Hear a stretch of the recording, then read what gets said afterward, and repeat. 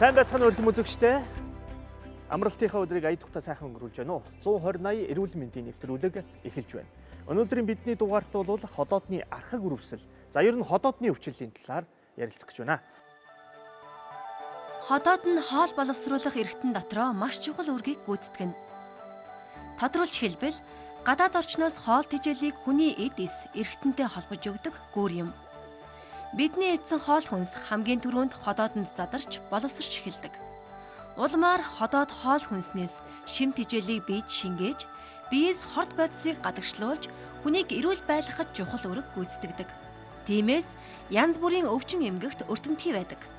Тухайлбал ихэвчлэн ходоодны өрөвсөл болон ходоодны хүчил ихсэлд элбэг тохиолддог. Ингээд манай студид дотор уламжлалтын хэмч Провдорж мөн хаавал дүүргийн эрүүл мэндийн төвийн хоол боловсруулах эрхтний хэмч мэдэхгүй эм зүйн шинжилгээ ухааны их сургуулийн оюутнууд хүрэлцээрсэн байна. Та бүгдэд энэ өдөр минь төргийе. За тэгэхээр яг ходоод гэдэг эрхтэн энэ эрхтнийг өвчлүүлэх гол хүчин зүйлүүд юу байдгийг би. За ходоод гэдэг нь болохоор зэрэг ерөнхийдөө хоол боловсруулах хамгийн чухал эрхтэн. Аюулхан ард байрладаг одоо онтон хувьд. За тэгээд амсар ходоодны ёроол нуглуур их их гэсэн хэсгээс бүрддэг. За гол нь ходоодны мань үүргэн нөхөлд нэгдүгээр ходоодны шүүрлийг ялгаруулдаг. Хоёрдугаар ходоод нь мань хоолыг хадгалдаг, нөөшөлдөг, боловсруулдаг, дамжуулдаг юм үндсэн үүрэгтэй байдаг. Энэ үүрэг нь одоо энэ саяын механизмууд алдагдсанаас маш олон шалтгааны улмаас алдагдсанаас болж ходоодны өрөвсөлт өвчнүүд үүсэж байгаа.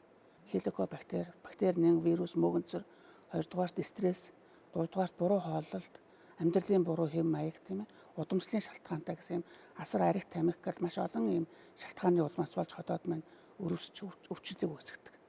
Одоо манайд судалгаагаар болохоор зэрэг ерөнхийдөө хеликобактерийн шалтгаанд өрөвсөл болохоор зэрэг зөвхөн Улаанбаатар хотын хэмжээнд бол насан туршидын 69% нь хеликобактерийн шалтгаанд ходоодны өрөвсөлтэй байна.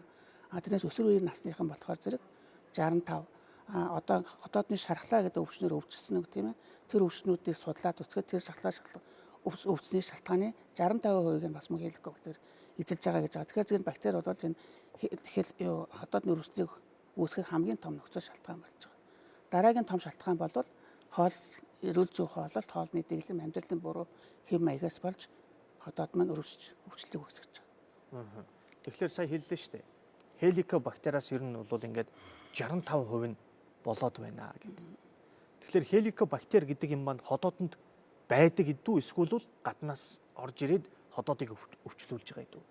Гаднаас орж ирж байгаа. 1983 онд Австрийн хоёр эрдэмтэн энэ ходоодны өвчлөлийг судалж аваад энэ бактерийг нээсэн. Энэ нь болохоор 5-3 нанометр хэмжээтэй шилбүртэй ийм бактери байгаа. Энэ шилбүрээрээ ходоодны састад нэвтэрч яг ходоодны састад байрлаж тэр өөрийнхөө нэг хорт чанаруудаа одоо үүсгэх тийм ээ састад тийм хайлуулад тодорхой нэг ферментийн нөлөөгөөр саст маань хайлаад тэгээд ходоодныхаа састаа байрлаж хоруу чанараа үзүүлдэг. Хеликобактер нь ходоод гидсэнд элбэг тохиолддог спираль хэлбэрийн бактери юм.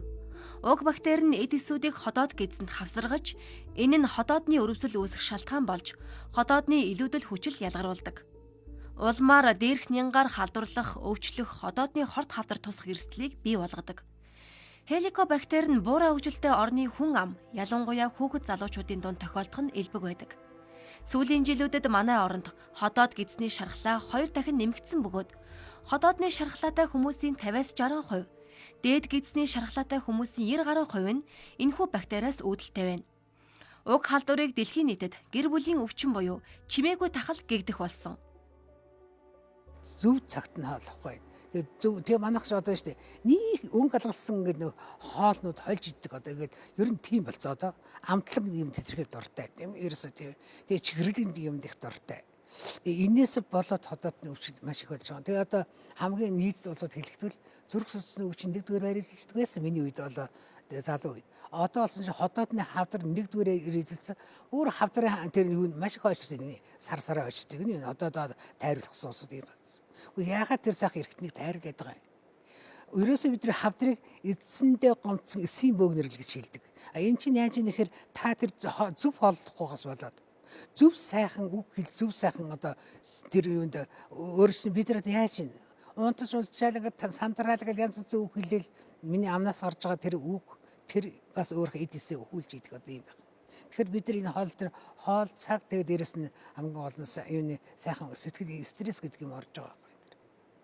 Невроз жилүүтгэж гэж байж байгаа байхгүй. Стресс болж ингээд хотоод айгүй гэж. Тэгэхээр шинэ ерөөс энэ хоолыг идж байгаа үедээ хоолыг идж байгаа үедээ амтрахад их баярлж идэх хэрэгтэй. Ингээд идэхээр хотоод дорхноо л үүдээ дундаг. Хоолны дэглэм байхгүй.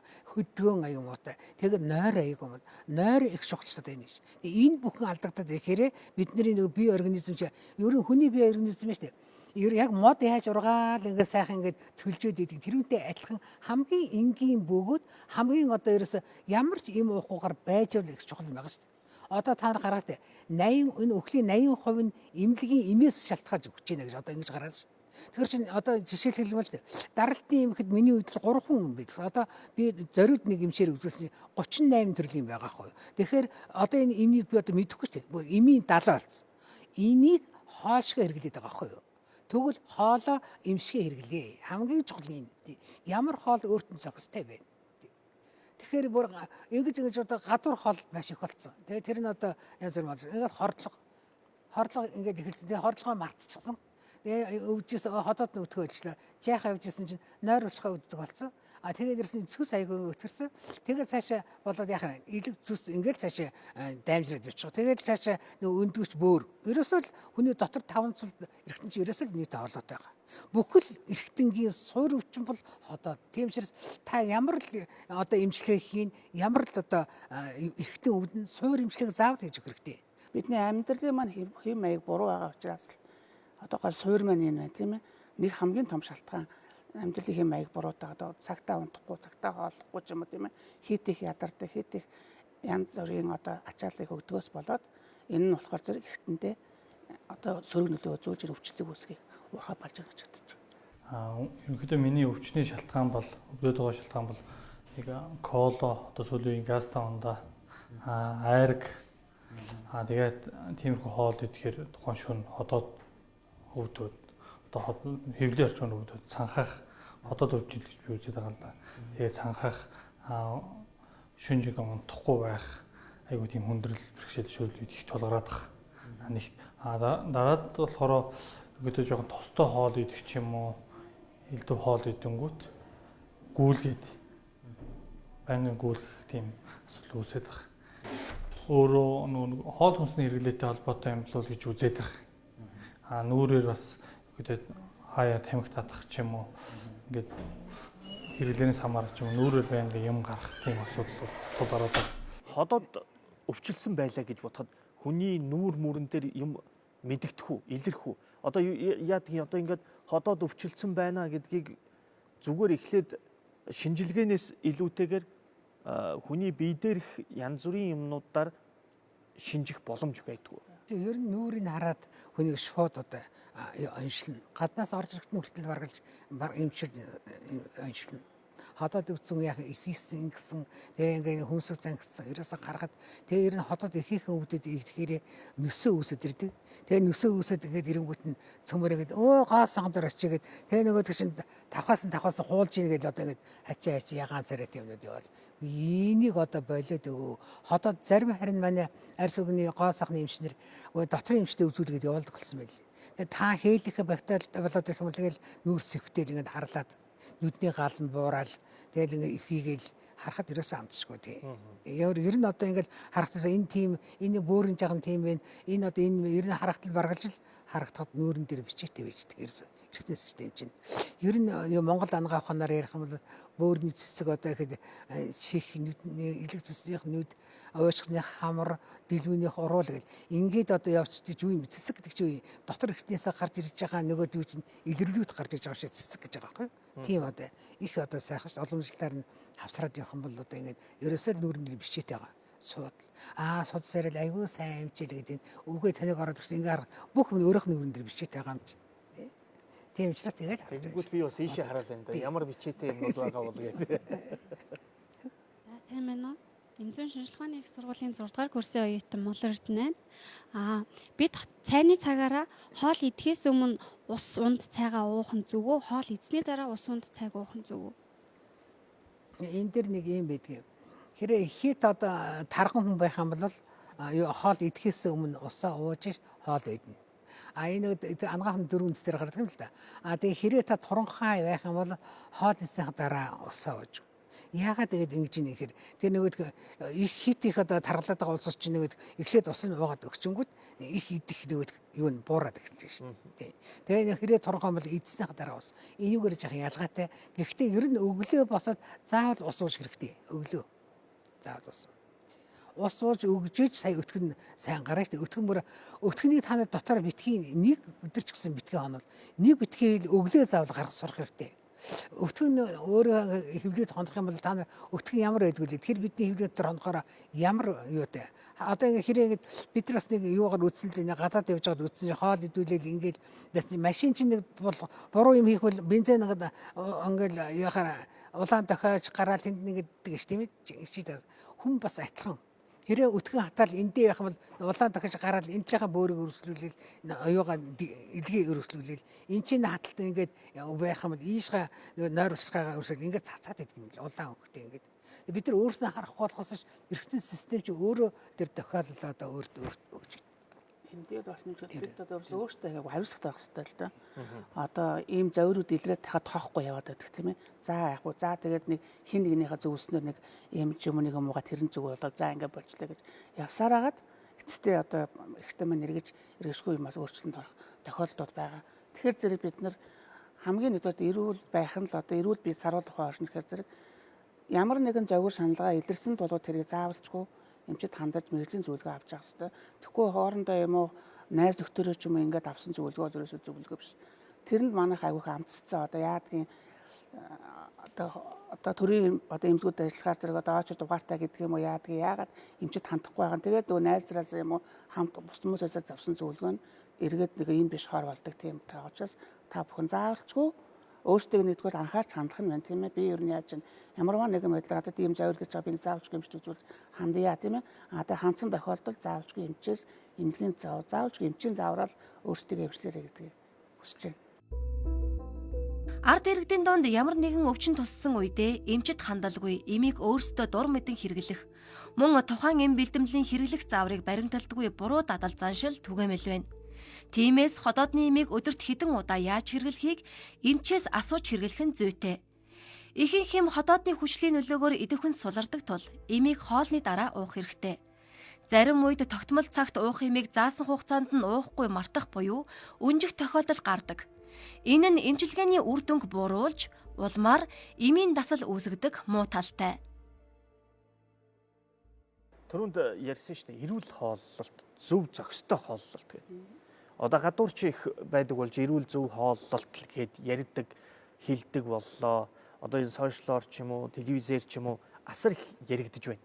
Яг чухам юуг нь хэлээд зөв зохистой хооллолт, эрүүл хооллолт гэдэг байна. За миний бодлоор бол эрүүл хооллол зохистой гэдэг нь хамгийн оновчтой гэж бодоод байна. Зохистой хооллолт гэдэг нь бол нэгдүгээрт нь одоо бид нар өнөөдөр биедэд зарцуулж байгаа энерги тийм ээ. Одоо хоол ундаараа авч явах хэрэгтэй тийм хангалттай хэмжээгээр. Хоёрдугаарт одоо бидний идэж ууж байгаа хүнс маань биднэрт хэрэгтэй тэр аминдын үндсэн бодисууд, уураг, эрдэс бодис, витамин одоо юу гэдэг тэр юмуд хангалттай хэмжээгээр байх хэрэгтэй. Гуравдугаарт яг тодорхой цагт хоолж хэвших хэрэгтэй гэсэн ийм гурван үндсээрээ зохистой хоолт гэдэг юмд гол үндсэн байгаа. Тэгэхээр зэрэг хоолтой бид юу гэж ойлгоод байгаа юм гэхээр зэрэг одоо зөв зохистой хоол гэхээр та ногоо идээд юм уу, махаа асаад юм уу энэ биш байхгүй юу? Үндсэндээ бид нар идээд байгаа хоол ундаа бол 5 үндсэн бүлэгт хуваагаад үтцсэн байгаа бид нар тийм ээ. Үр тариа бүтээгдэхүүн, махан бүтээгдэхүүн, сүүс үн бүтээгдэхүүн, жимс тийм ээ. Ингээд энэ 5 үндсэн бүтээгдэхүүнээ яг цогцтой хэмжээгээр нь хэрэглэхийг л хэлээд байгаа. Өөрөөр хэлэх юм бол одоо нэг хүн хоногт үр тариа бүтээгдэхүүнээс нэг 10-аас 11 нэгж гэдэг нь одоо нэг нэгжигээ 80 ккал гэх юм бол тийм ээ. 800 ккал хэмжээд тэнцэх хэмжээний үр тариаг махан бүтээгдэхүүн нэг 2-оос 3 нэгж буюу 240 ккал хэмжээтэй тийм ээ. Одоо сүүс үн бүтээгдэхүүн, жимсхний мөн энэ хэмжээтэйгээр хэрэглээд энэ бүх юмд бүгд тэр өдөртөө л тэр хүнд өдөр болго хэлхийг хэлж байгаа болохоос өнөөдөр одоо намайг эмчмэн зөв хооллоорой гэсэн ингээл бүтэн өдөрж ингэж юмсэтэй тийм үү тараг уугаад дараад бол ингээ идэхгүй байгаад их юм бол энэ зохистой биш байгаа байхгүй. Тэгээ энийг нөхө баримжаараад хэлэх юм бол одоо өдөр хүн нэг аяг сүү юм уу тараг уучих юм бол бид хангалттай одоо сүнс бүтээгдэхүүнээс авах хэрэгтэй. Тэр кальцуудаа авчиж чинь тийм ээ. А одоо нэг одоо 400 г хэмжээний жимс тийм ээ. Угвал нэг алим ч юм уу нэг хэдэн хатгаж одоо чавхч гэдэг юм иймийг бас идчих юм бол би тэр жимснээс авах гэдэг нөгөө аминг дэмүүдэд авчиж जैन тийм ээ. Тэгэхээр өдрийн хоолыг өөртөө өдрийн хоолыг өөр махан хоолоо идэх. Ороо бол тэрэн дээрээ цагаан хоол. Одоо ялангуяа энэ хүч удаа их сайн байгаа шүү дээ. Би одоо өөрөө бас нэг хувийн эмнэлэгтэй учраас хүс удаага идвэл хүс удаа чинь өөрөө ингэж бүр юу бүдүү гэсэн очиж шимэгдэж идэг. А тэгэхээр бүдүү гэсэн очиж тэнд байгаа бактери хөөж гарах үүрэгтэй. Бүцудаа хамгийн шаруудаа аягүй гэсэн. Шаруудаа бол зүгээр өглөөлөг шаруудаа ерөөс зүгээр тэр чигт бослоход одоо манайхан амтлаг юмд их дурлцсан. Чихрэлэг юм дуртай гэдэг чинь яаж нэхэр хотод улан балдаадаггүй хүчлийн ихтүүлээд тэгээд цээж хорсдог болсон гэдэг бүр гашууны гойлог гэдэг болсон. Цээж нь хорсохоор инээ хүртэл улаан хоолойгоо хүртэл хорсгоод ирдэг. Тэгэл хотод нүдэд эхлэнгүүд би дурандуулъя гэдэг хэлдэг. Ингээд нэг сөргөөлд ихтэй улаацсан ингээд яасан улаацсан нэг хоолн дэр өшөө гадны битээр дурандахаар тэтгэл ерөөсөө сайн биш. Энэ дэр би бас өөрөө яг тийм үнэ сөргөөлтийн дараад борлж өгсөн тэр үедэн дуранд бас байдаг юм л да. Тэгэхээр тэр улаацсан юм чинь гадны шалрахаа үүсчих гэж бас бодоод гэдэг. Тэгэхээр тэр сөргөөлт гэдэг шиг юунаас болоод байна. Нөгөөтгөл цус ялгарлал чинь зөв явагдаж өгөхгүй дээч байгаа хаягдаад байгаа байхгүй юу. Тэгэхээр ихэнх нь энэс болж ер нь хотод юуны шарах их үүсэж байгаа. Тэгэхээр одоо шахаа төрөнд бид нар хелик бактерийн дандаа хотодны салс доогоор очиж ингэж үржиж идэг. Тэгээд салстай хайлуулаад шарах үүсгээд идэг. Ийм одоо их хамгийн одоо мохорлтой. Тэгэхээр энэ бүхэн чинь тэр саяны хооллолтыг яг хонсон хоол өрөөс авах идэхгүй байх хэрэгтэй. Хонсон. Энэ дээр тэр анхаарч өгөөр өдрийн болж өдрийн нэг махад л ороо өглөө өрөө маха одоо хасч өгвөл их зүгээр юм. Хонсон хоол муу, ходоодны дайсан гэж ярьдаг. Тэгвэл энэ үг үнэн болохыг мэрэгжлийн эмчнэр анхааруулж байна. Учир нь хонсон хоолнд ямар чимгүй бактери ихээр үрждэг тул бие организм хэрэгцээт тэжээлээ авч чаддаггүй байна. Харин ч ядрааж өвчлөмтгий болгодог аж. Ялангуяа хонсон хоолоо өглөө халааж идэх нь ходоодны шархлаа цаашлаад хорт хавдар болох магадлалтай юм. Зарим нэг ходоод нь өвддөг хүмүүс ярьдаг штэ. Миний ходоод нэг өсөг цагт өвдөд байна. Эсвэл хоол эзний дараа өвдөд байна гэдэг. Энэ яг ходоодны ямар өвчний үед ингэж өвдөд байгаа юм бэ? За энэ болохоор юу ходоодны ерөөдөө өрөвсөл магадгүй шарахч байж магадгүй. Тэрийг бол өвсгч одоо яаж чадахгүй. Гэхдээ байрлалаараа болохоор зөвхөнхийдөө нэг ходоодны дээд хэсгээр өвслөх юм бол хоол эзний дараа хоол эзний дараа өвддөг. Одоо 12 хурууг эзс буюу доошо нуулуур хэсэг рүүгээ ходоод мань өрөвсөх юм бол өсөхөд тийм ээ угол хит их эзний дараа өвдөлт өгөх тийм мэдрэмжүүд төрдөг. Тэгэхээр зэрэг энийг бид хийж байгаа юм байна гэж болохгүй. Заавалчгүй баталж нотолж тийм ээ дэж имчилгээгээ хийхгүй болохгүй. Хамгийн найдвартай арга бол одоо сүүлийн үед хамгийн хөгжөд байгаа ходоодны дурангаар л одоо энэ бүх ашиглахыг бол явахад ашиглагдаж байгаа. Дуран гэж штэ. Одоо жишээ нь сая хэллээ. Сөргөө өвчлөлийн үед бол дурангаар ер нь яхад жоохон тохиромж муутай гэдэг чинь. А тэгвэл өөрөөр ямар байдлаар ходоодны тэр өвдөд эхлэнгүүт нь л дорнти өвдөд эхлэнгүүт энэ би хавдарч үүсчлээ ингэчиг боллоо гэж өөрөөсөндөө өвчин өөрөө дуудаж ирээд байгаа байхгүй юу. Ерөөсөө бүрхэн эд эрхтэн систем чинь бүгд өөрийн мэдээлэлтэй. Тийм ч тэр мэдээллийг өөрөөсөө одоо намайг яаж байгаа ингэ дотрын эмч дотрын өвчнөр өвддөг мэдрэлийн өвчнөр өвддөг гэлээдэг байхгүй юу. Тэгээ би яхаараа тэгдэг тийм ясгүй л гэсэн өдөө хүртлээс нь би аль аль нарийн тэгдэлээ хаад яагагүй л явж байна. Мэдрэлийн дотор гэл өвдөд ингэ таахгүй. Тэгэхээр чи хамгийн гол нь тэрийг өгөхгүйгээр би юу идлээ би өстрийн яагаад өвдлөө гүнгд яагаад минь толгой өвчин би яагаад одоо яагаад суулаад байна яагаад одоо би энэ өдрийн юу гэдэг авраг одоо төдий очир гэдэг тийм одоо эдгээр мэдэхгүй л одоо бидний үед байсан байхгүй одоо хончин одоо энэ төр хоньныхон хорглыг өглөө гарахаар нь хараад энэ ч нэг ус нь багтсан байна. Энийн хоол нь ихсэн байна. Хорглоор нь үзчихсэн. Тэгвэл хүн өөрийнхөө баасыг бас үзэх хэрэгтэй. Хитгэн их ихэн үнэтэй бол миний хотод өвдөж байгаа юм байна. Өчрөө хоргосоо татах юм би шингэний баг уусан байна. Энэ дэр өөрийнхөө өтгөнд харж ах хэрэгтэй. Ямар өнгөтэй гарч байна? Ямар одоо энэ чи ягаад хар гарч байна? Энэ ягаад шар гарч байна? Энэ ягаад бор гарч байна? Би ч нэр варийн эзэвчл бор гарч байгаа юм байна. Тэгээ зарим улсуудыг ирээд ингэхээр чинь тэр юу мэдэхгүй ч тэрээс харддаггүй ч гэж. Өөрийнхөө өтгөн шингэнийхээ ялгарлтыг харж өөрийгөө контроллох хэрэгтэй.